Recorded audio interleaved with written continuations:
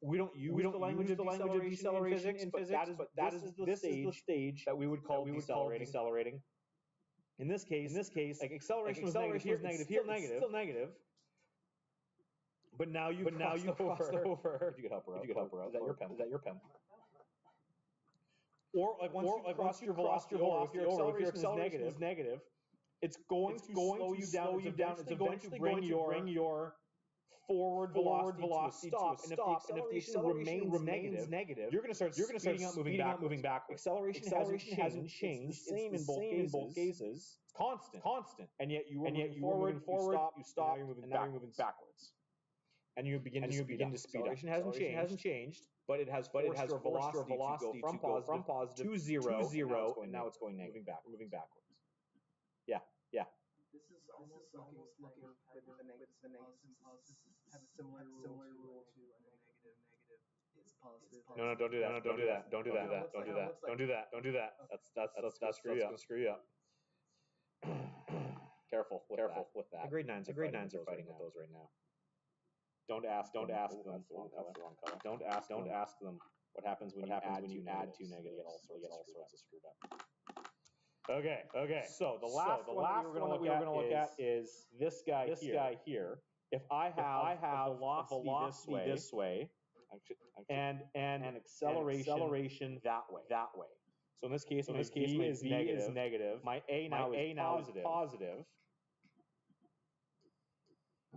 What's happening for velocity in this case is as this object is moving backwards, but the acceleration is causing it to slow down in this direction.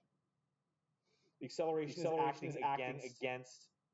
So this is v. This is a. The acceleration is acting against the direction of motion, just like this guy here. We've got an acceleration that's acting against motion. So this thing's moving back, and losing v. So again, you're slowing down. You're doing it backwards. As you travel backwards. That sign on the velocity just tells you which way you're moving. The fact that these two signs are different means you're slowing down. Yeah, Vine, I guess you could think of it that way. You know what? I take back what I said. When the signs on acceleration and velocity are opposite, you've got a situation where you're slowing down. When the signs are the same, you're speeding up.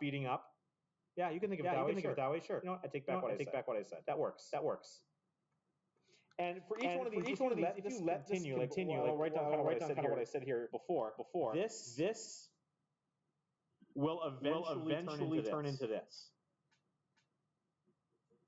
If you allow this to continue past the point where the velocity here reaches zero, eventually you're going to get this scenario where you get an object that's speeding up this way.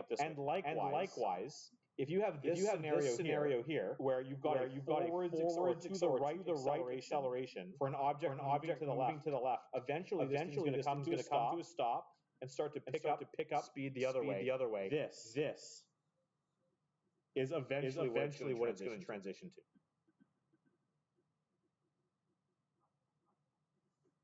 And so there's a point for both of these scenarios, this scenario. Where here the velocity is eventually going to decrease to zero, and then start to pick up the other way. And likewise here. Eventually this velocity is going to reach zero and start to pick up the other way. So as long as you are mathematically with minus signs, as long as you use the minus signs properly and trust what they mean, your interpretation of how these things are going to work out will be fine. That's where students often get. They start to second guess themselves. If you can be confident with the math, just go with the interpretation of the math. It'll be fine. So here's what I mean. Flip the page. Here's how we actually calculate this stuff. There are four equations for these kinds of problems. We call these things the kinematic equations. If you take a look at your formula sheet.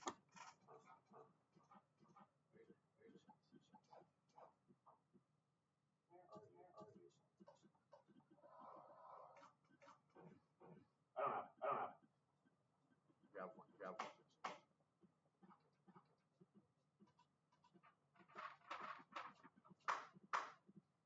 take a look at your formula sheet, this whole chapter has seven different equations here.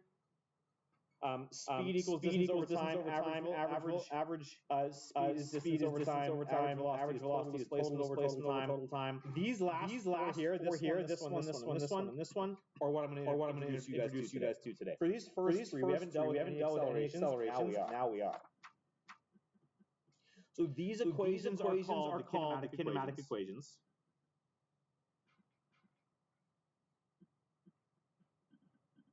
And they govern motion for normal-sized objects moving at normal speeds.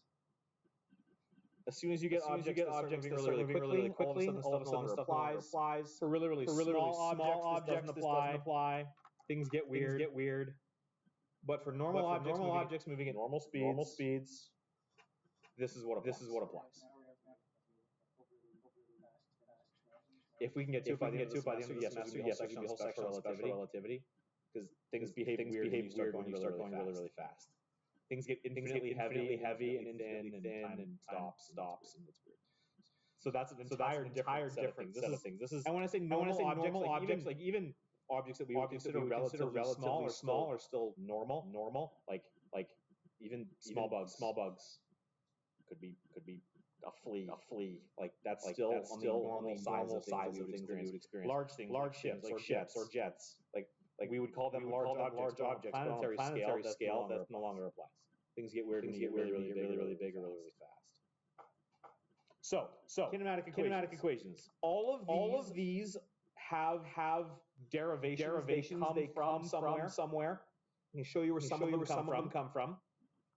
For this guy, go up here. When we originally defined acceleration on Friday, we said that acceleration was equal to a change in velocity over time. So I'm going to expand on this. Change in velocity, and an arrow above that. A change in velocity can be written as v final minus v initial. So I'm going to multiply both sides by t. I'll multiply the t up. And so what we're going to get here is that a times t is equal to vf minus vi. And now I'm just going to add vi to both sides to solve this thing for vf. And what this equation is going to tell us is that your final velocity is equal to whatever your initial velocity was plus however you're accelerating for however long you're accelerating for. Which actually makes a lot of sense. If I want to know how quick I'm going, I need to know how fast I was going, and I'm going to add to that how long I accelerated for, or what my acceleration was, and for how long. So the derivation for this first one, I'm going to show you how to use all these. But that's what this first equation says. Final velocity is equal to your initial velocity plus your acceleration time you took to accelerate. This last one is the other easy one to derive. And it's actually going to go back to something I told you not to do. I think it was. Can't remember who it was. Might have been Simran. Which is not convenient. Why I say it's early because she's away. It might have been her. It might have been you. I can't remember which of the two of you said it. It might have been both of you. Let's go back to this. First, we said average velocity is equal to your displacement divided by your time. If I solve this for the displacement on both sides by t, what we're going to get is that your displacement is equal to your average velocity times your time. Now, one of the things I told you was who it was, but when you're calculating average velocity, what I told you not to do was to take your two velocities, add them together, and then divide by 2. How you are calculating averages. That's not always true. That's only true. So now that you say remember exactly the question you were asking, where you were traveling like a chunk of the race was done at this speed, and then a chunk of the race was done at this speed. how do I find the total time required to move at a particular speed given that these different speeds exist? Because those two velocities weren't uniformly distributed over the course of that race in that particular question, you can't treat your average velocity like the sum of the two velocities divided by 2. But for this particular context, when what we're trying to figure out is what happened during an acceleration, you can think about the velocities that an object experiences over the course of an acceleration as all being one equal instance. Like your VI was at the very initial moment in time, that's your initial velocity. But for every sliver of time that increases, you're going to ramp your way through all of the velocities in between until you get to your final velocity. And if the acceleration remains constant, every single velocity between your first one and your last one will exist for the same amount of time. Follow what I'm saying? Sort of. Let's move on. Okay. Well, because that's true, and only when you're constantly accelerating, what we can do is your average velocity as V average is going to be equal to VI plus VF over 2 only for constant A not equal to 0. When you're accelerating at a constant rate, this is true. And so what that does is it allows us to rewrite this average velocity expression as your displacement being equal to VI plus VF over 2 times t. These are the two easy ones to come up with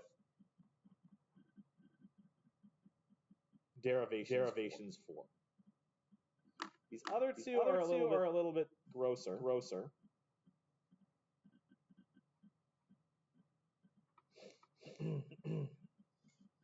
And for the sake of time and wanting to show you guys how to actually use these things, I'm not going to go into the derivation for these two. This one typically has a graphic or a graphing proof, and this one's just complicated. We'll just say that. Call it a day. So these are the four kinematic equations, and how they get used is not actually that complicated. Depending on the information that's presented to you in a scenario, you pick the equation that uses what you have to find what you're looking for. That doesn't include the piece of information that you're missing. I know I said a lot there, but I'll just demonstrate for you what I mean by that. So you've got a moped traveling at 18 kilometers per hour. It accelerates at 1.5 meters per second squared for 6.5 seconds. What is the final velocity in kilometers per hour? So part of why I want you guys have wanted up to this point to write down what you know. Write down the equation that you're going to use, substitute and solve is for stuff like this. I wanted you to do it when the equation was simple. The equation was D equals V equals VI equals D over T. It was a simple equation. It was the only equation you could use, but now things have gotten a little bit more involved. So we know we've got a moped. It's traveling at 18 kilometers per hour and it accelerates. So this becomes the initial velocity for our problem. At the start, that's what our moped was doing. So the initial velocity VI is going to be 18 kilometers per hour. We'll deal with those units in a second. We're told that it accelerates at a constant 1.5 meters per second squared. So A is going to be 1.5 meter per second squared. For how long? 6 seconds. T equals 6.4 seconds. Now, this question could ask us for any one of two things. We don't know what the final speed is, and we don't know how far this object travels. This question could ask us for either of those, depending on which it asks for. You'll use a different one of these equations. In this case, what it's looking for is we want to know how fast. VF is the final. Once you've recorded what you know out of a problem, you just look at this column. And this column is going to tell you what equation you need to apply to solve for the piece of information you're missing.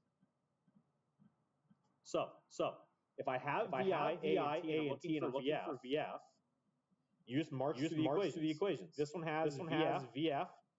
It's looking for VF. It gives you a VI, and it uses an A and a T. So this is the equation. It's the dumpster truck. That's going to be used to solve given this information. So I want this. VF equals VI plus AT. Now, if you look at the information we have here, we have a problem with the units. This is in seconds. This is meters per second squared. This is in kilometers per hour. We want the answer in kilometers per hour, but given these values, it's almost always going to be easier to take this kilometers per hour, put it into meters per second, and then go back to kilometers per hour once the equation's been solved. So that's what I'm going to do. To go from kilometers per hour to meters per second, what do you need to do? We're dividing by 3.6. So 18 divided by 3.6 is 5. It's convenient. So we've got a moped traveling now 5 meters per second, at 1.5 meter per acceleration over 6.5 seconds. So we just plug it in and solve. VI is 5 plus the acceleration is 1.5 times T is 6.4, and we're going to get a final velocity of. Someone got a calculator to ram that through.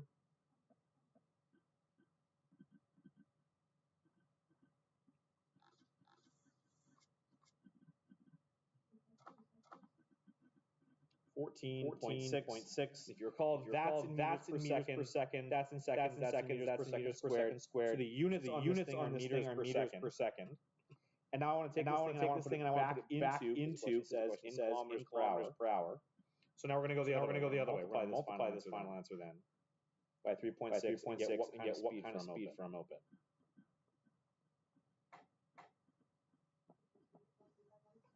Which I'm just going to round to 52.6. Yes.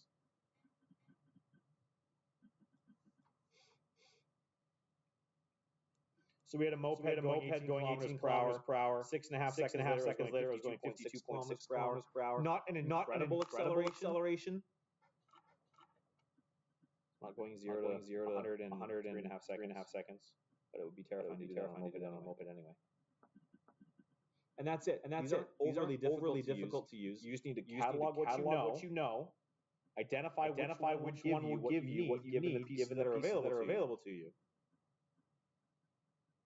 and then solve. So let's just a couple more, and then I'll free you. So question says, what is the displacement of a train as it is accelerated uniformly? This word uniformly is what I referred to earlier as constant. So you've got a train that is accelerated uniformly from 12 meters per second to 40 meters per second in a 25 second interval. And we want to find the displacement. So let's write down what we know.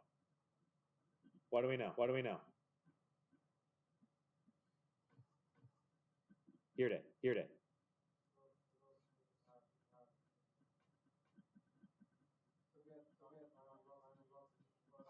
We've got initial velocity, and we've got final velocity. The train started moving how quickly?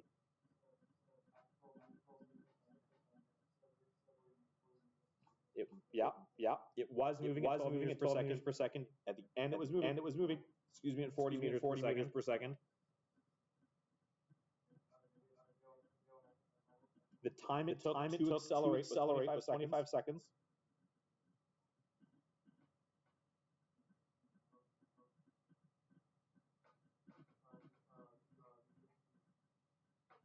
And we're looking for what?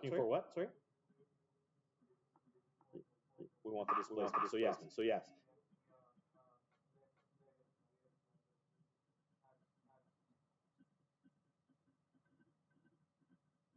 You bet. Given the information that we have, what we're looking for, and what we're missing, we don't know what the acceleration is. All we know is that the acceleration is constant. It's an important piece of information. If the acceleration is not constant, we can't use this. This is the kinematic equation we're going to use. So we just plug it in. D equals VI is 12, VF is 40 over 2 times 25. And we're going to get a displacement of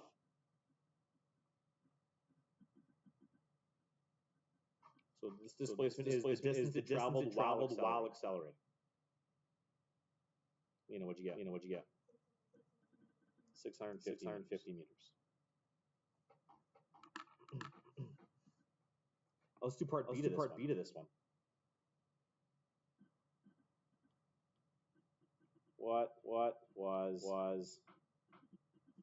the acceleration?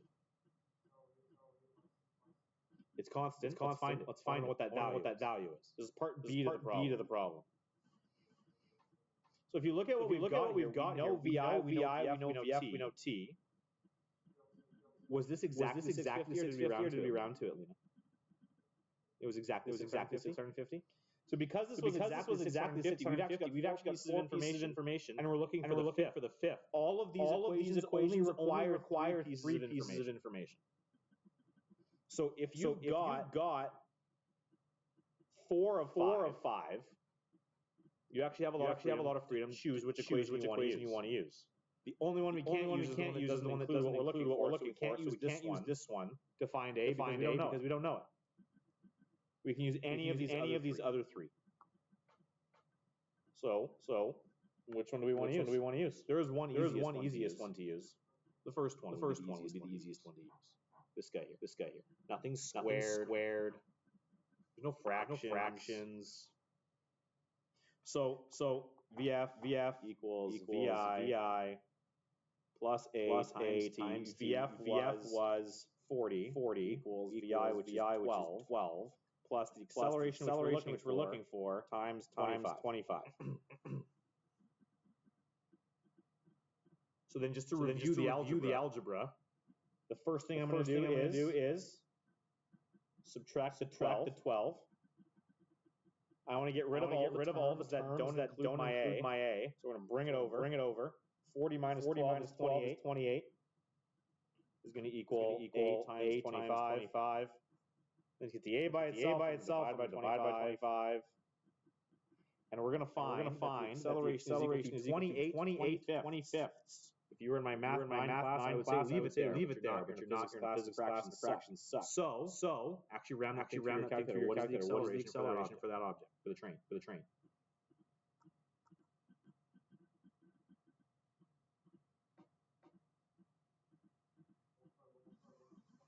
1.12 meters per second squared. So just slightly slower than the moped in the previous problem.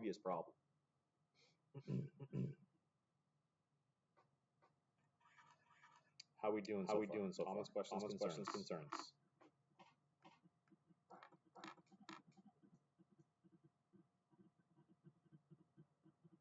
Okay. Hearing nothing. There's another one. Maybe you guys should try this one. I want you to try the next one. Cars starting from rest. Before you start it, what does that imply? VI equals 0. So starting from rest. It's another way to say that initially the car wasn't moving. VI equals 0. I want you to finish this one up. Write down what you know. Try to figure out what you're trying to identify.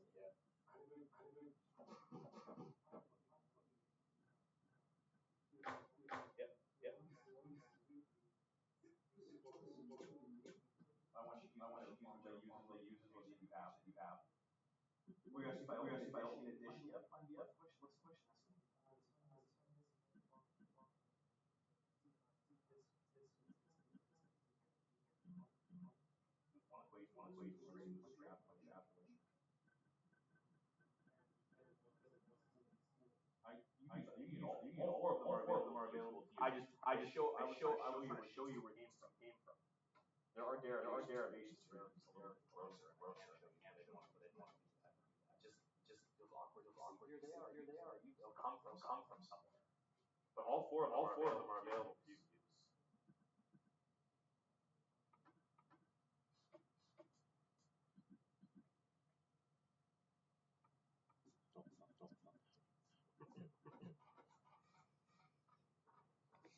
How many of you guys have a distance or displacement rather? You know, what'd you get?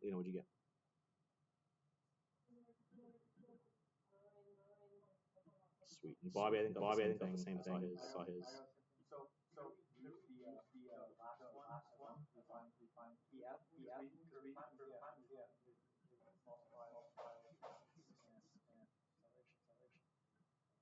Which one are you looking at? The last Yeah. Oh. So what you're saying is you. Okay. So. I'm gonna record. Yeah. So Liam, you said VI was 0. You said A was 6.1. You said the time was 7. And then you said I can find VF really easily. And then I can use VF to give me D. Yeah, you can do that. The only problem with doing something like that is that you run the risk of introducing rounding error. Yeah, if you end up rounding it anywhere. So to find you want to find VF. So the question wants you to go straight to D, and you can go straight to D. If you want to go straight to D, you're actually going to use 5 VI, A, T, and D. This equation right here is VIA. Sorry, maybe I should have made it clear earlier. These two are complicated to derive, but that doesn't mean you can't feel free to use them. And I can show you the derivation later if you'd like. I just don't want to take the time to do that. These two are quick. These two take a lot longer. This one, if you were going direct to the result, this is the one you'd use. You'd say that the displacement is equal to VIT plus 1/2 AT squared, which is really nice in this case because VI is 0. So this whole term is gone. So you're going to get D equals 1/2 the acceleration times the time squared. So you're going to get D equals 0.5 times 6.1 times 7 squared. And I got 149.45 meters. I don't remember if that's exact or not. 0.5 times 6.1. Probably not. Nope, totally is exactly that. There's no rounding to get there. If I go the other way and find VF. Let's do that. VF is going to be equal to, given this information, I use the first kinematic equation. VF equals VI plus AT. If you do that, you're going to get, well, that's 0 again. That's going to be 6.1 times 7. Actually, you're not going to get rounding error here either, because those are nice numbers. 6.1 times 7 is 42.7. And as long as you actually use 42.7, there's no reason why we can't use the last one. D equals VI plus VF over 2 times. Is this the one you wanted? That's what you did. Okay. So then that's going to be D equals 42.7 over 2, because VI is 0 again. Love that. Times 6.1, which actually is going to give us. Oh no, it's going to be slightly different. 42.7 divided by 2 times 6.1. Hold on. What? 42. Oh, right. Times 7. I picked the wrong number. Thank you. Times 7. Yad, was that you? Appreciate it. 149.45. Yeah, you're good. You run the risk when you're doing way more work than you need to. And as I perfectly demonstrated, the more work you're doing, the easier it is to make a stupid mistake. Like slip in 7 instead of 6 instead of 7. So expertly demonstrated. That kind of mistake can happen. The more work you do, the more likely it is that something like that does happen. But there is a way to end it, but it will work. Yeah. Okay. Let's do a couple more, and then I will release you to work. Here we go. Sometimes the way they give you information in a question, it leaves a little bit to be inferred. For example, an airplane must reach a velocity of 71 meters per second for takeoff. If the runway is 1 kilometer long, what must the acceleration for that plane to make it into the air?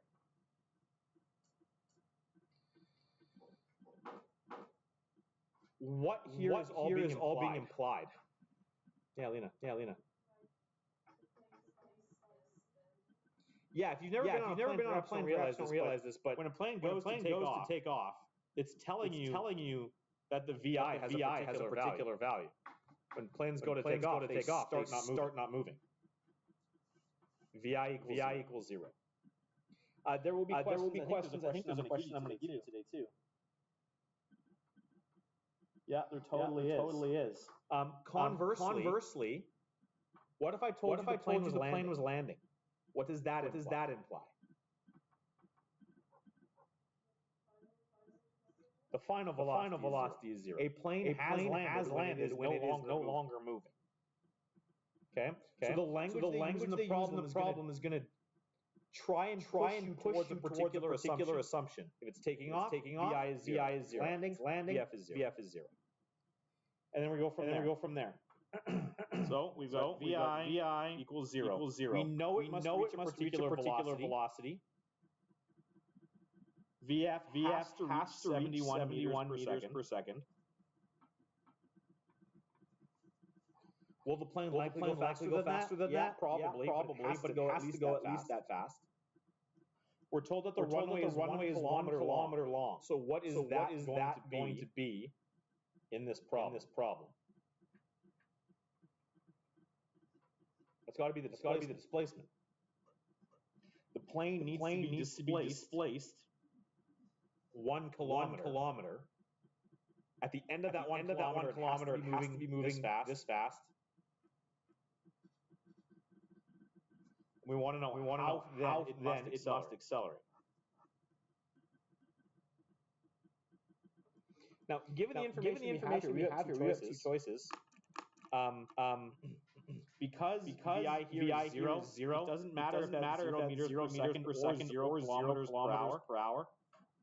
We've only got two other pieces in the problem. We've got VF equals 71 meters per second, and we've got a displacement of 1 kilometer. It's easy enough for us to take meters per second and put that in kilometers per hour, or it's easy to go from kilometers to meters. Neither of those are difficult conversions. So it doesn't actually matter which one we do. Someone pick one. Which one of these do you want to convert? You want kilometers into meters? Sure, let's do it. So 1 kilometer is 1,000 meters.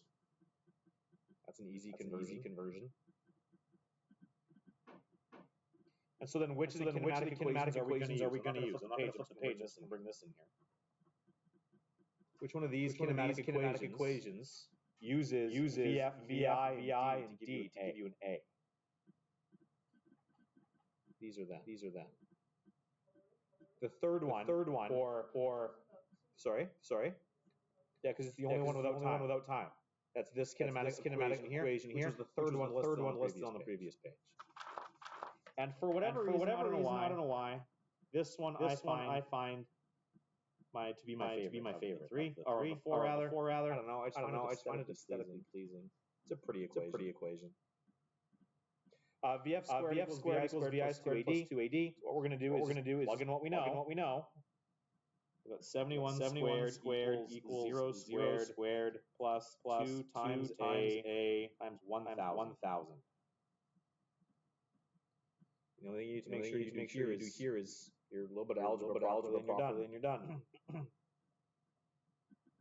So I'm gonna, for the sake of this, punching in my calculator, I'm just gonna leave this at 71 squared for the time being.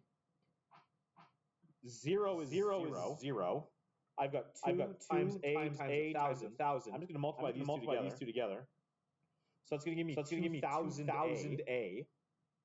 And then to isolate A, because it's 2,000 times A, I'm just gonna divide that by, or divide that over.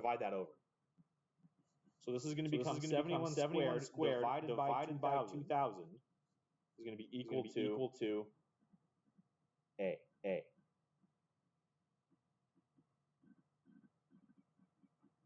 So what's our acceleration going to be in meters per second?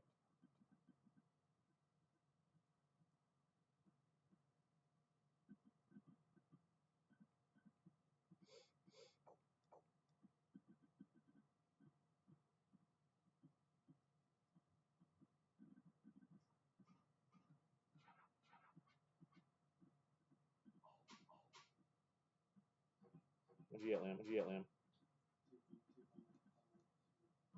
2.552. Let's just round it there. Meters per second squared. That is the acceleration the plane must have if it's going to successfully take off from that particular runway. Just for fun, I will tell you what these conversions had we gone the other way. This conversion 71 meters per second is 255.6 kilometers per hour. The plane's moving. And if you had used this value and the 1 kilometer, you would have found that the acceleration was equal to 32,665.68 kilometers per hour squared. Because the question didn't specify, you could have done it either way. These are the values you would have used with that value, and you would have gotten this value.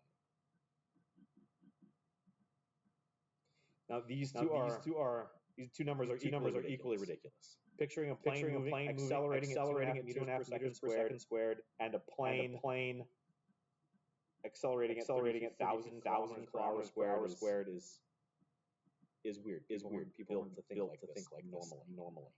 Wrapping your heads around these kinds of numbers. Okay, one more example.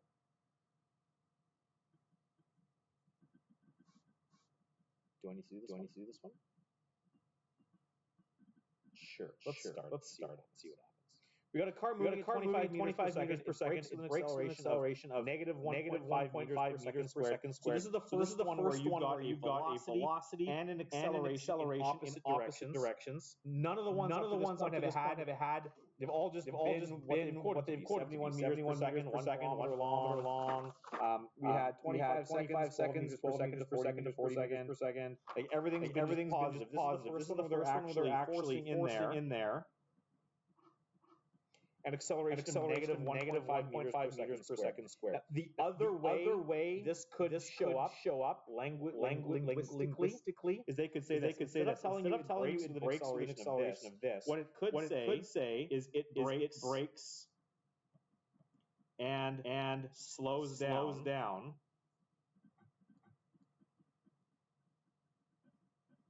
at 1.5 meters per second squared. This language here tied with this and this, the fact that it's slowing down is that minus sign. You'd have to interpret this. You'd have to do that on your own. Say, okay, moving forward, it slows down. My acceleration then must be opposite my speed. If my velocity rather. If this one's positive. This one must be negative. That then becomes something you need to interpret out of the question. Depending on how it's worded, it might not say negative. You might have to infer it based on how it's written.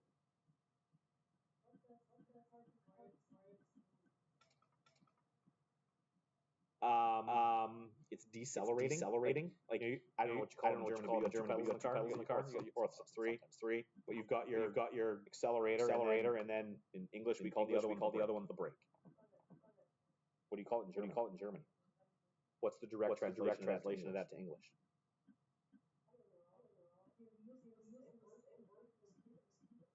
Oh, interesting. That's odd. That's why I love German. The brake is that pedal. So if it brakes, it implies slowing down. The minus sign is what you have to pull out of that wording.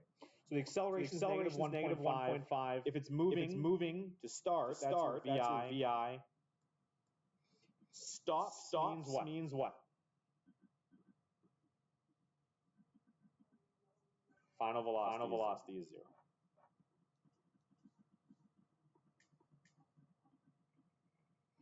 And you're looking for how far it travels before it comes to a stop. So this information is actually the same set of information we had in the previous question.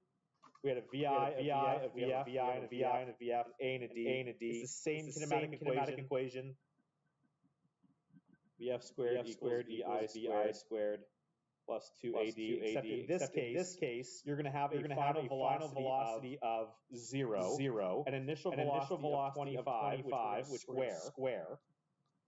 To that, we're going to add 2 times negative 1.5 times D. 25 squared is 625. Simplify some stuff here. 0 is going to equal 625 minus 3D. 2 times negative 1.5 is negative 3. So it becomes 125 minus 3D. I'm going to subtract the 625 over.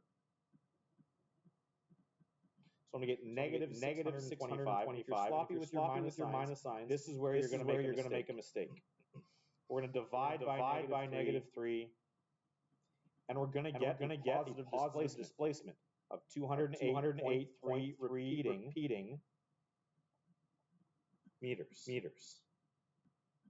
And now because this final answer was positive, and our initial speed was positive, that means these two need to be in the same direction. Which, if you think about it, makes a lot of sense. If you're moving forward and you lock up your brakes, you're going to keep sliding forward, or your anti-lock braking system is going to continue moving you forward while slowing you down to a stop. The fact that this is positive.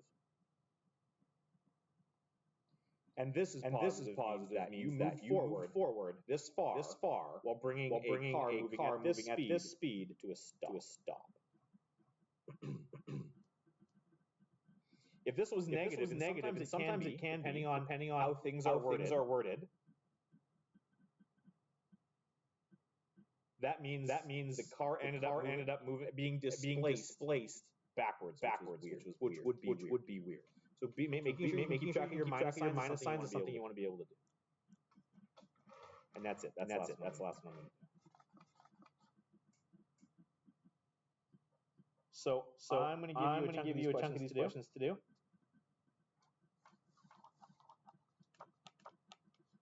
There is a mistake in answering. Which ones do I want you to do? I want you to do.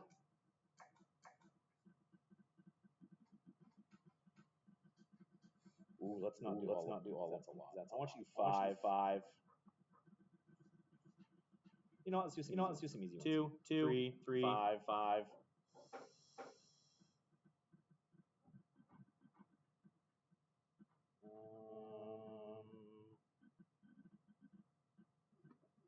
6 is a good one.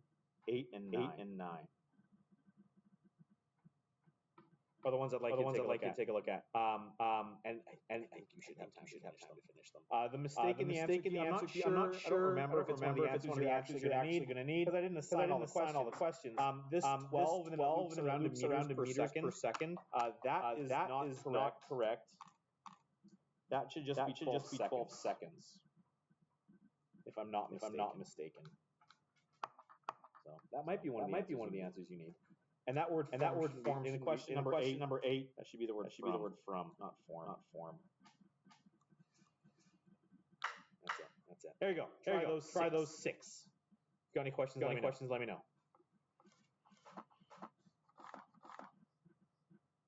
Ooh, I lied. Flip the page again. I got some more I want you to do. Some better ones.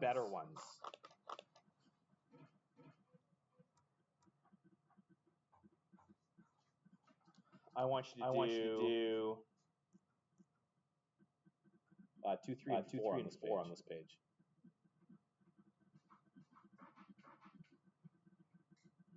You are welcome to do more. Ooh, and I want you to do the bonus one. Not super bonus, just regular bonus. I mean, super bonus is a fun one. And the answers aren't on this one, so I'm just going to write down some seemingly unrelated numbers down here at the bottom. 7 meters, 20 seconds, 0.638 meters per second squared, 6 meters per second, 200,000 meters per second squared. Seems like a really big number. And the word yes.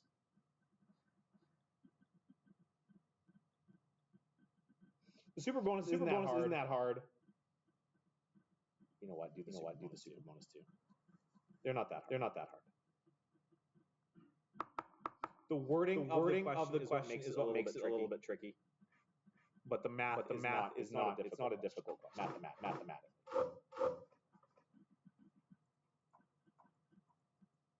Try the bonus and the super bonus.